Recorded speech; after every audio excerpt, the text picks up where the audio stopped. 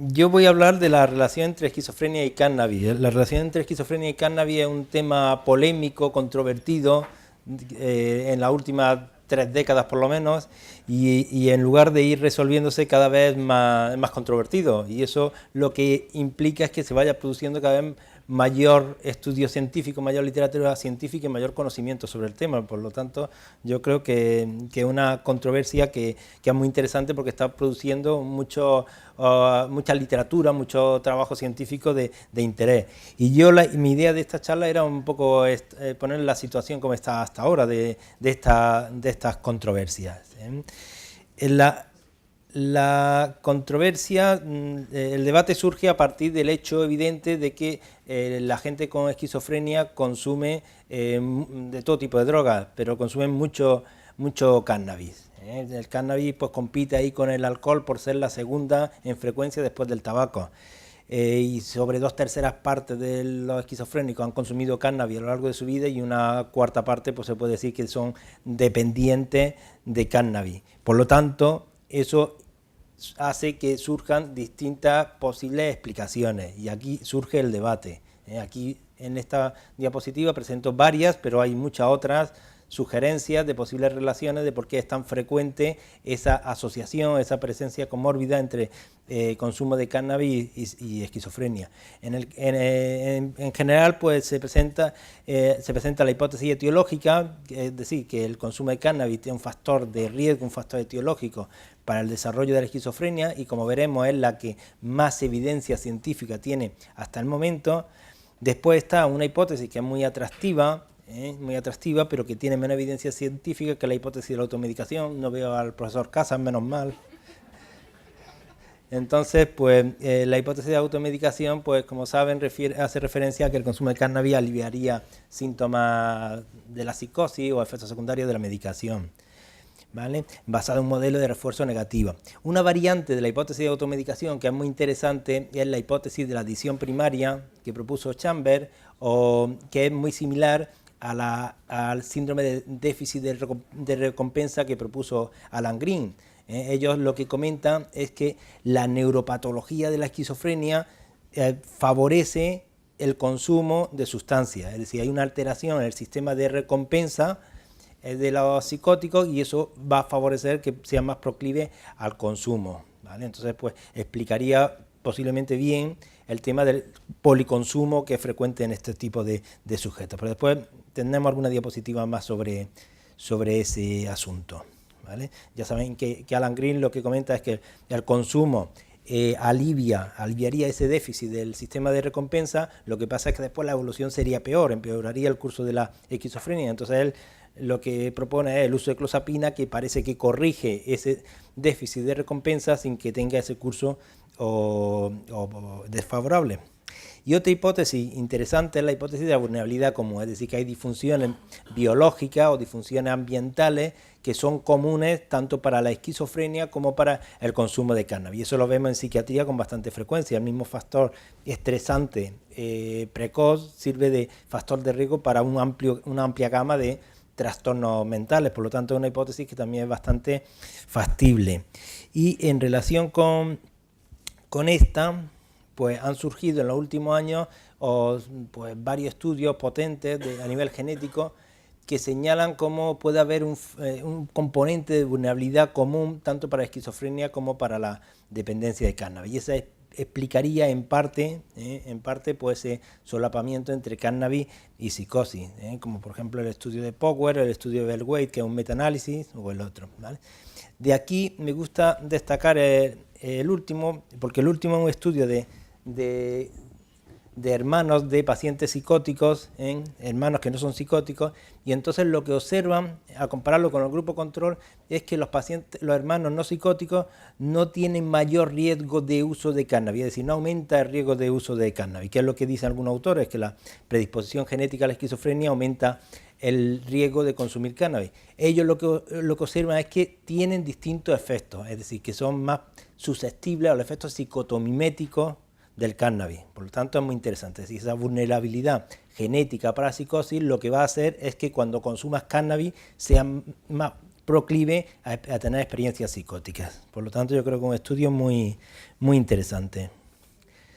Otro estudio genético es este estudio reciente, es un estudio gemelar en Noruega, que valora la influencia de distintos factores ambientales y la importancia de factores ambientales, factores genéticos, en la producción de dependencia de cannabis y en la producción de experiencias psicóticas en estos gemelos. Y valoran distintos modelos de vulnerabilidad compartida, de dirección de casualidades, si la psicosis produce consumo, si el consumo produce psicosis, y ven que hay una mezcla de factores ambientales y genéticos comunes tanto para los síntomas psicóticos como para la dependencia de cannabis, pero que el mejor modelo que explica sus datos es este último, es decir, el consumo de cannabis puede favorecer o favorece la aparición de síntomas psicóticos. Esta diapositiva es una revisión de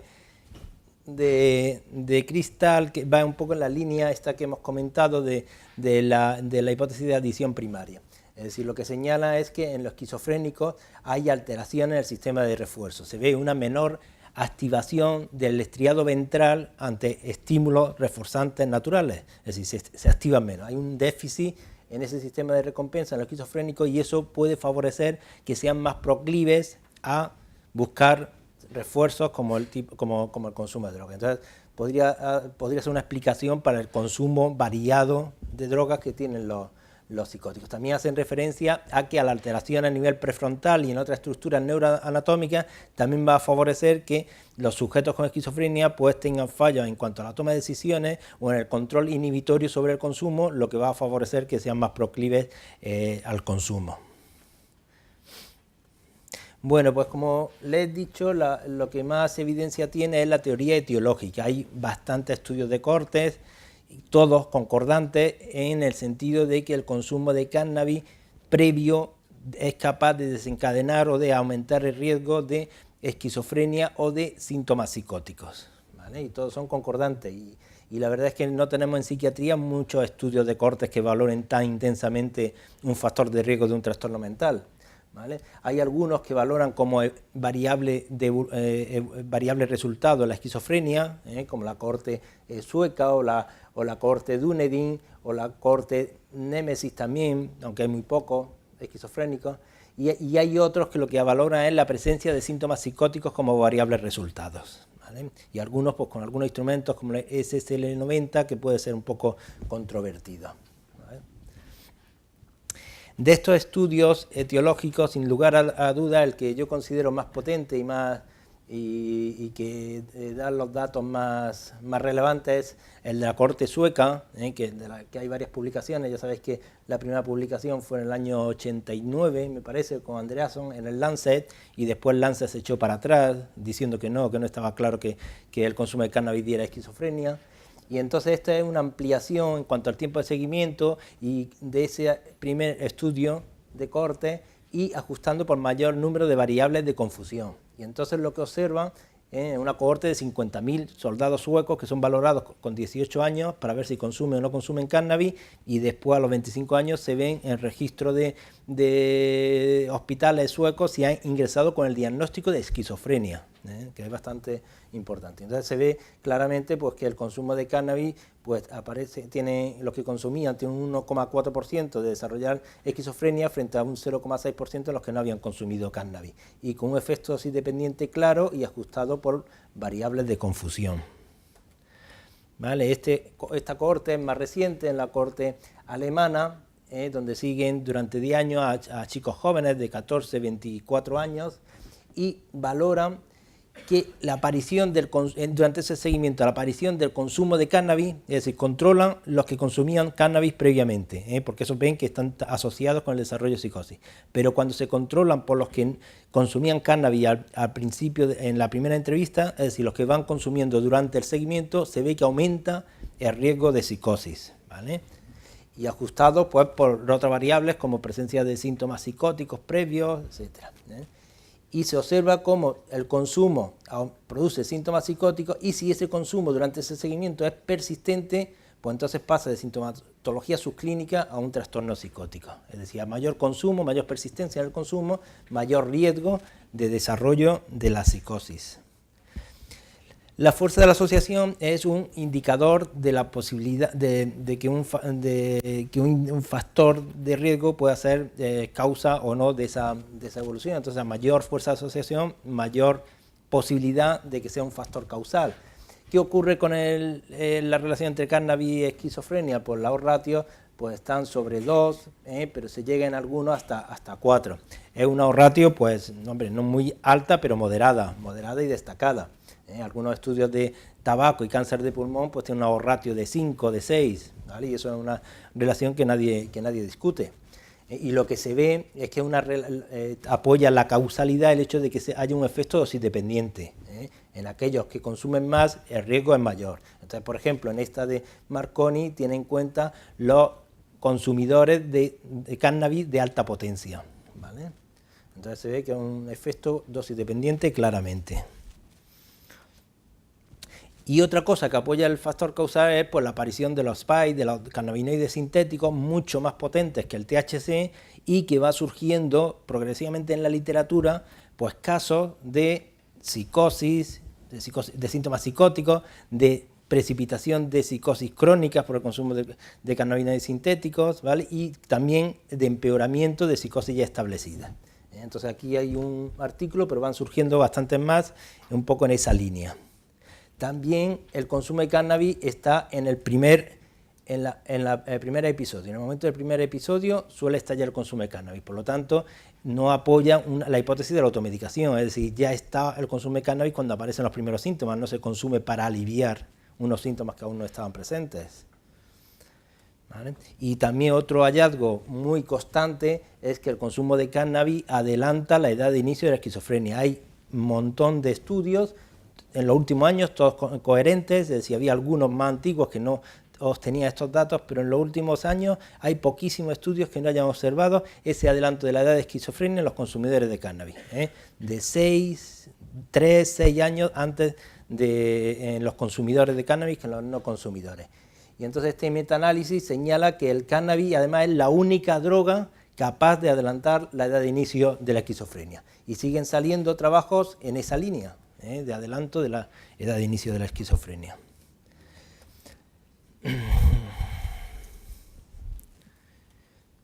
Bueno, no sé lo que he hecho.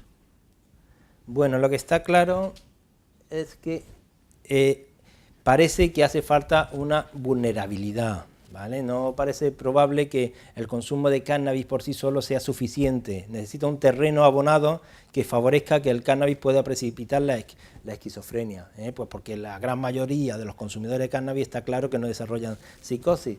Entonces, las investigaciones actuales se centran sobre todo en eso, en ver qué factores de riesgo y qué factores de vulnerabilidad se producen.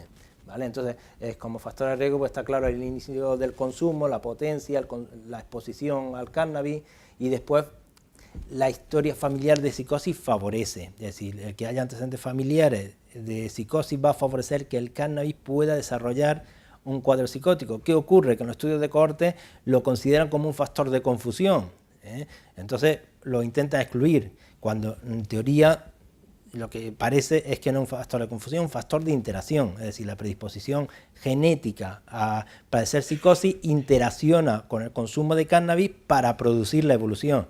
Si quitamos la predisposición psicótica, le estamos quitando relevancia al efecto del cannabis como productor de psicosis. Entonces, considero que es más un factor de interacción más que un factor de confusión. Lo necesita posiblemente esa predisposición para desarrollar la psicosis. Después se han estudiado muchos factores genéticos de vulnerabilidad y después los factores ambientales también muy importantes. También los estudios de cohorte caen en esa trampa, es decir, tiene que controlarse por el estrés precoz. Y entonces hay muchos estudios de cohortes que controlan por situaciones de estrés precoz y ven que sigue siendo un factor de riesgo el consumo de cannabis. Pero es que yo considero que también hay otro factor de interacción, es decir, interacciona, como veremos, el estrés precoz, que produce una serie de modificaciones neurobiológicas, interactúa con el consumo de cannabis para favorecer el consumo, para favorecer la psicosis.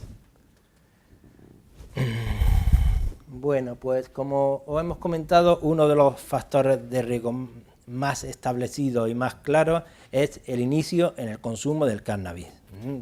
Cuando se empieza a consumir después de los 20 años, el posiblemente el riesgo de desarrollar psicosis es bastante escaso, pero el consumo en gente joven es un factor bastante evidente de riesgo de desarrollo de cannabis. ¿Y por qué? Pues hay distintas explicaciones.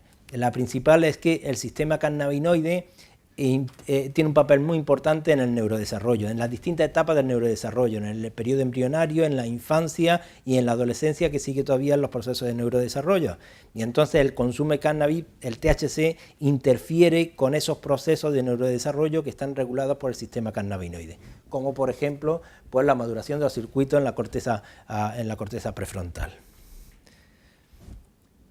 Y a otros niveles, la especificación de las neuronas, la neurogénesis, la migración neuronal, y después también muy importante en las conexiones sinápticas adecuadas, en los procesos de podado sináptico. En la adolescencia hay un extenso podado sináptico donde se van cargando pues muchas conexiones que se consideran que no son necesarias, y también en el proceso del desarrollo de la sustancia blanca, de la adecuada mielinización y del desarrollo de la glía. Entonces, en todos esos procesos se ha visto que está implicado el sistema cannabinoide.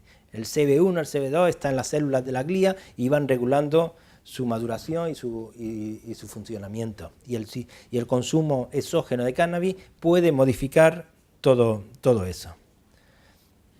Otro factor de riesgo pues, es la potencia. La potencia, es decir, el contenido de THC. Ahí hay que destacar los trabajos de De Forti en el sur de Londres, donde observaron cómo aquellos que fumaban las variantes Skunk sin semilla, que tenían mucho más THC, tenían bastante mayor riesgo de psicosis o de síntomas psicóticos que la gente que consumía variantes de cannabis con menos THC. Y este otro estudio, también en Estados Unidos, donde hacen una encuesta para valorar los efectos de distintos tipos de hierbas, ¿no? De distintos tipos de variados del cannabis, y refieren que el skunk, el sin semilla, el que más THC tiene, puede ser el que más coloca, el que más les gusta a los consumidores, pero es también el que más síntomas paranoides produce y el que más alteraciones cognitivas produce. En relación también con esa potencia, pues hay otros estudios que lo que han valorado es la proporción entre cannabidiol y THC. Ya sabéis que el cannabidiol pues parece que puede tener algunos efectos antagónicos o contrarresta algunos de los efectos peligrosos del THC. Entonces hay algunos estudios donde han medido, a lo mejor en el pelo, pues la cantidad de THC y cannabidiol procedente del consumo habitual que tenía esos sujetos. Y lo que se ve es que los que tienen más THC pues tienen más síntomas psicóticos, más alteraciones neuroanatómicas y más alteraciones cognitivas que los que tienen mayor contenido de cannabidiol. También en un metaanálisis se ha observado claramente que hay una relación entre la exposición al cannabis y el riesgo de síntomas psicóticos. A partir de los datos de las cohortes que hemos comentado, a mayor exposición en el consumo de cannabis, pues el mayor riesgo de desarrollar una psicosis. Bueno, otro factor de vulnerabilidad muy interesante han sido los factores de vulnerabilidad genéticos, es decir, ciertos factores genéticos pueden favorecer que un individuo pues, desarrolle o no desarrolle psicosis. Y el que más ha estudiado fue Lacan, como todos sabéis, que en principio dio resultados positivos, pero después ha dado otros resultados negativos y ha sido un tema contradictorio, ¿vale? Y el último que más se ha estudiado es otro polimorfismo relacionado con la transmisión dopaminérgica. Nosotros estudiamos estos polimorfismos en psicóticos no consumidores y psicóticos consumidores de cannabis, del sistema cannabinoide, del sistema dopaminérgico, y observamos que había algunos factores genéticos que eran de vulnerabilidad común para la esquizofrenia y para los psicóticos consumidores, y otros que eran de vulnerabilidad más específica para los psicóticos consumidores de cannabis. Y estos factores genéticos están más relacionados con el sistema cannabinoide, en los que desarrollaban psicosis en los consumidores de cannabis. ¿Vale? Otro tema interesante es cómo eso que hemos comentado de la adversidad precoz, la adversidad infantil, que en modelos animales pues, la deprivación maternal es un buen modelo de estrés infantil, pues interacciona, es decir, como hemos comentado, para mí es un factor de interacción, no es un factor de confusión, interacciona con el consumo de cannabis para producir la psicosis. Esa estrés precoz con la deprivación maternal lo que produce es una serie de cambios a nivel biológico, produce cambios en el sistema cannabinoide, produce cambios en el sistema dopaminérgico, en el sistema glutamatérgico, y lo que se observa es que el THC, actuando en la adolescencia, actuando sobre ese terreno ya modificado, ese terreno ya más sensible, hace que sea más fácil que desarrolle una evolución negativa, un problema psicótico, que si no está ese terreno de esa forma. ¿Vale? Bueno, entonces, como hemos visto, hay distintas explicaciones biológicas para esa posible relación entre el consumo de cannabis y el desarrollo de la psicosis. Ya hemos dicho algunas, es decir, la interferencia del cannabis en los procesos de neurodesarrollo es una explicación bastante potente y que tiene bastantes seguidores. Pero bueno, hay otras. La interacción con la dopamina. No está claro si se producen los mismos cambios dopaminérgicos que en la esquizofrenia, en los psicóticos consumidores de cannabis, o si son cambios distintos. Hay algunos autores que refieren que no hay un aumento de la dopamina evidente, pero es que sí hay una mayor hipersensibilidad a nivel posináptico. A nivel del glutamato, también una hipótesis muy interesante.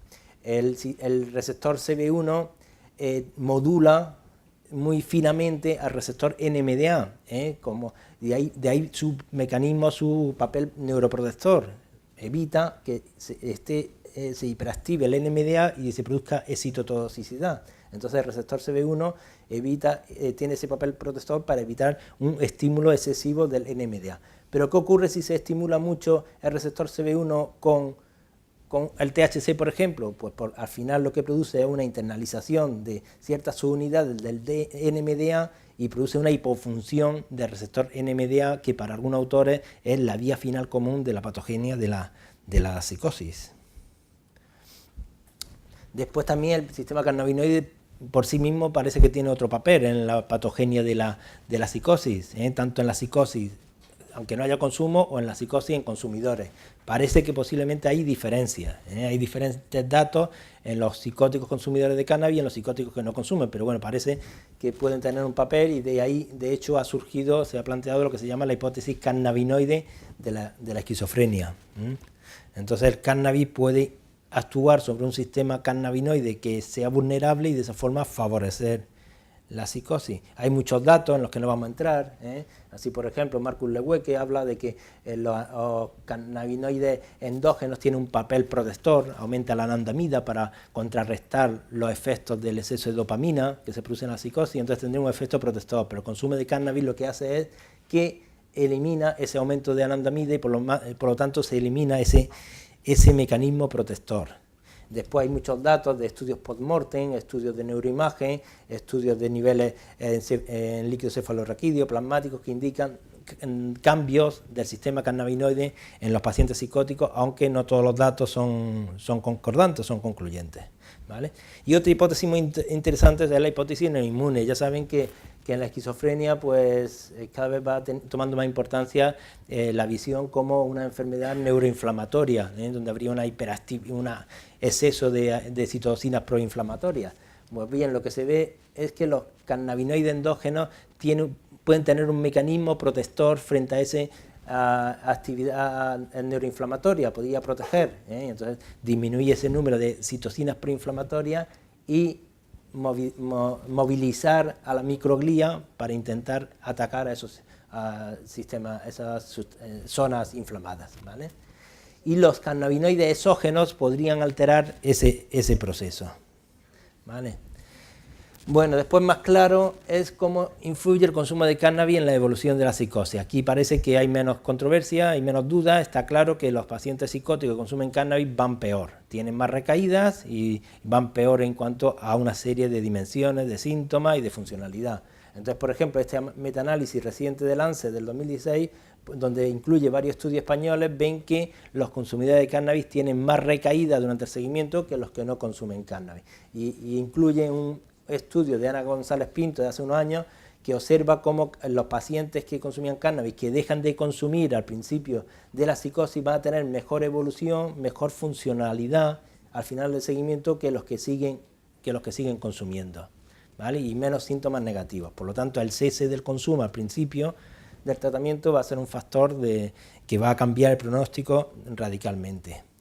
¿vale? También el consumo de cannabis ya saben que influye en que se abandonen más los pacientes, en que tengan peor adherencia, pero incluso cuando se ajusta por la peor adherencia y por abandono, el consumo de cannabis produce más recaídas, a igual adherencia, produce más recaídas que los que no consumen cannabis. Por lo tanto, siguiendo los criterios de causalidad de Bradford-Hill, pues vemos que más o menos lo que hemos estado viendo, pues los cumple la mayoría de estos criterios de causalidad para poder sugerir que el consumo de cannabis puede ser un factor de riesgo para la esquizofrenia. Hay una fuerza de asociación, secuencia temporal, dosis y respuesta, consistencia entre todos los estudios, una explicación biológica o varias explicaciones. La especificidad es bueno, más controvertida, pues porque hay en psiquiatría muchas enfermedades se producen por distintos factores, es decir, no hay una especificidad de factor de riesgo claro, y un mismo factor de riesgo puede dar distintas evoluciones, distintas enfermedades, por lo tanto es un criterio que es más controvertido. Y la prueba FETEN sería la evidencia experimental, pero lógicamente por cuestiones éticas no se le pueden dar a unos canutos y a otros no canutos para ver si desarrollan psicosis o no. Entonces sería la prueba clave, pero que no la podemos hacer. Hombre, hay experimentos, como saben, desde Sousa con THC, administrando THC en un ambiente controlado y periodos cortos, donde sí que ven que el THC produce síntomas positivos, síntomas negativos y síntomas cognitivos. ¿Vale? Por lo tanto, yo creo que con los datos, donde mejor se ajusta el tema del cannabis con la esquizofrenia es un poco un modelo así, es decir, el cannabis yo lo considero como un factor de riesgo más dentro de esa compleja patogenia que se produce para la esquizofrenia, que viene desde el desarrollo temprano y que va con los años va cambiando. Eso es importante por una serie de factores genéticos y de factores ambientales adversos. Entonces, el consumo de cannabis sería un factor de riesgo más en ese complejo patogénico de la esquizofrenia. No, hay muchos autores que critican esta hipótesis y están basados fundamentalmente en estos dos argumentos, que no hay un aumento de la incidencia de esquizofrenia a pesar de que se consume cada vez más canutos, ¿vale? Entonces, ¿por qué? Hay distintas explicaciones, ¿eh? No hay tampoco muchos estudios que digan si han aumentado o ha disminuido la esquizofrenia. Lo que sí hay datos, algunos datos, como por ejemplo en el sur de Londres y en Zurich, en Suiza, hay un par de estudios donde observan que en gente joven sí que parece que puede haber un aumento de incidencia de esquizofrenia en posible relación con el consumo de cannabis, ¿vale? Por lo tanto, no está eso descartado. Después también, a veces, el efecto de un factor de riesgo no se evidencia a nivel epidemiológico hasta que no pasan muchos años, que es lo que pasó, por ejemplo, con el tabaco y la mortalidad. No se vio que el tabaco aumentaba la mortalidad por cáncer después de muchos años, porque requería un tiempo de exposición largo, ¿vale? Entonces, a veces, para ver ese efecto a nivel epidemiológico, se necesita mucho tiempo.